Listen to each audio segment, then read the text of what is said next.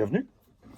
Donc nous voilà dans la S14 parce qu'en fait je suis emmerdé avec l'embrayage depuis ouais, ça fait quelques mois. Bon, après je roule très peu avec, donc j'aurais réglé le problème beaucoup plus tôt que ça si je roulais plus fréquemment. Mais en gros le souci c'est que quand elle est froide, en gros j'ai pas d'embrayage, donc c'est un petit peu particulier comme souci. Une fois que là, en gros, elle a chauffé un peu et que j'ai pompé un peu la pédale, je retrouve un embrayage.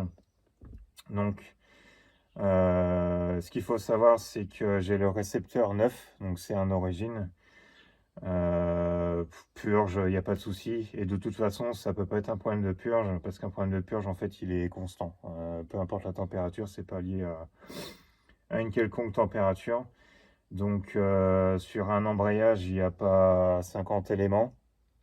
Donc ma théorie, c'est que il y a un souci au niveau des joints de l'émetteur. Les symptômes, donc la pédale elle reste dans le fond en fait, elle reste dans le fond. Et une fois qu'elle a chauffé, plus elle chauffe et plus je retrouve un embrayage. Donc ouais, à mon avis, ça vient de l'émetteur, donc qui est toujours d'origine, donc là, pas loin de 300 000 km. Donc j'ai commandé ce qu'il faut pour le refaire, parce que ça peut se refaire, il n'y a pas forcément besoin d'en racheter un complet. Et ouais, en espérant régler le problème, mais je suis assez confiant sur ça, étant donné qu'il y a très peu de composants sur le système. Le composant que je parlais, c'est celui-ci. Donc là, il y a mon récupérateur d'huile prototype HKS que j'ai pas encore validé. Donc il est ici, juste là. Donc c'est lui. Donc il est juste là. Donc lui, il est lié à la pédale dans l'habitacle. Donc il y a un piston à l'intérieur qui déplace le liquide hydraulique ici. Donc là, on voit la conduite. Et en fait, elle longe ici.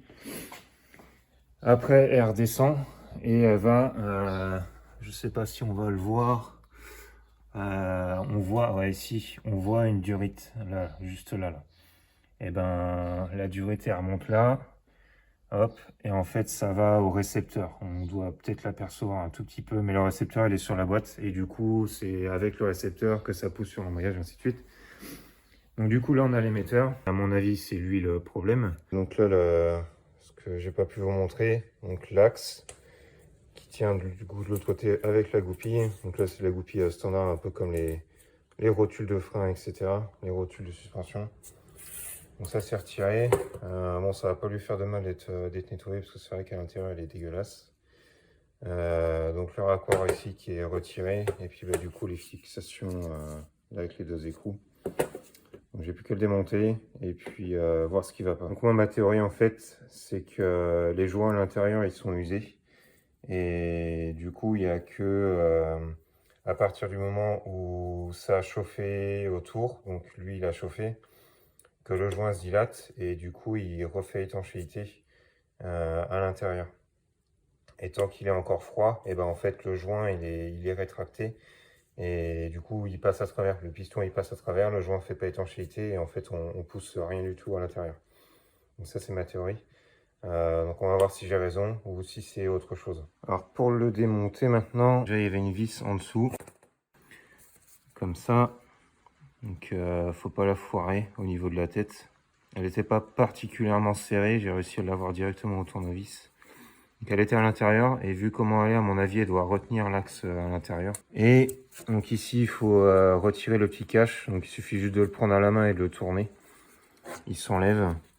Et à l'intérieur, du coup, on retrouve un clips. Donc là, on voit de chaque côté un clips extérieur.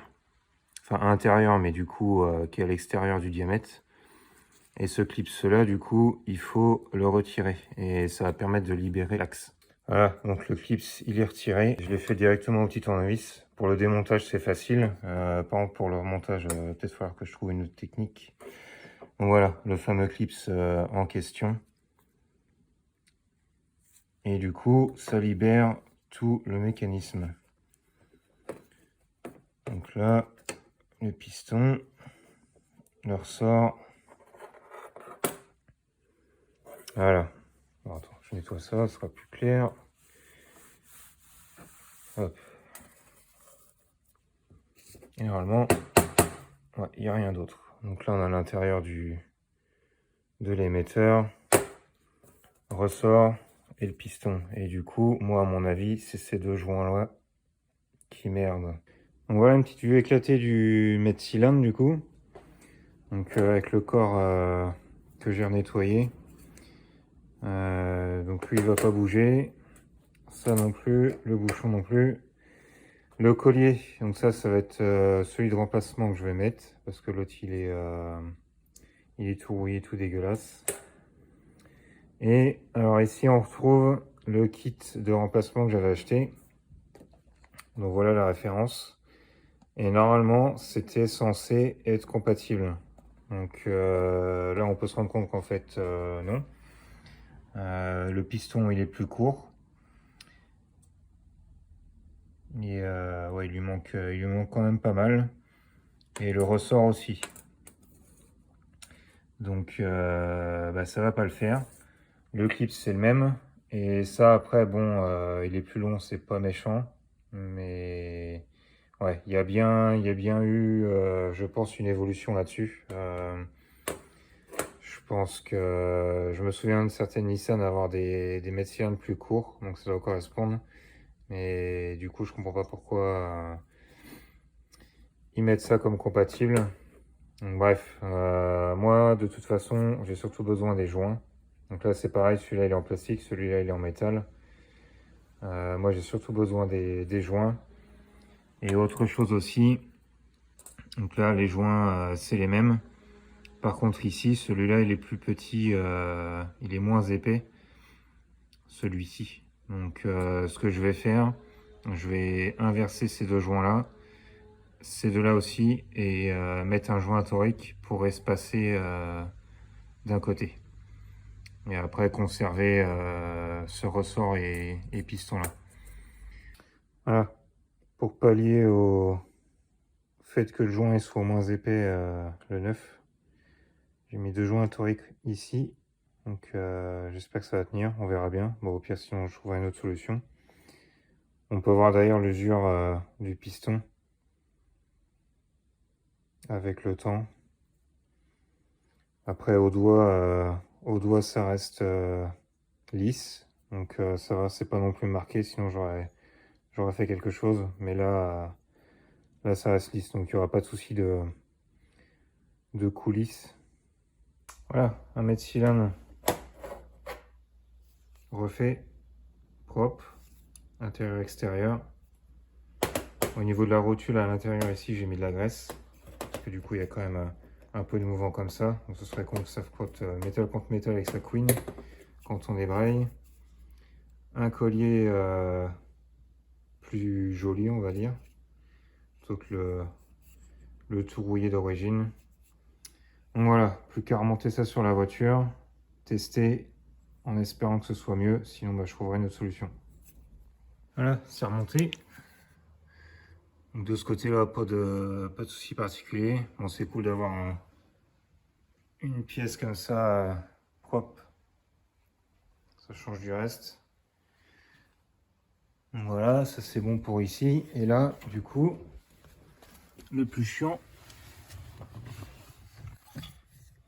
De ce côté-là, en fait, bah, c'est remettre la goupille. Donc pareil, j'ai mis la graisse sur l'axe. Plus qu'à faire une purge et aller faire un essai.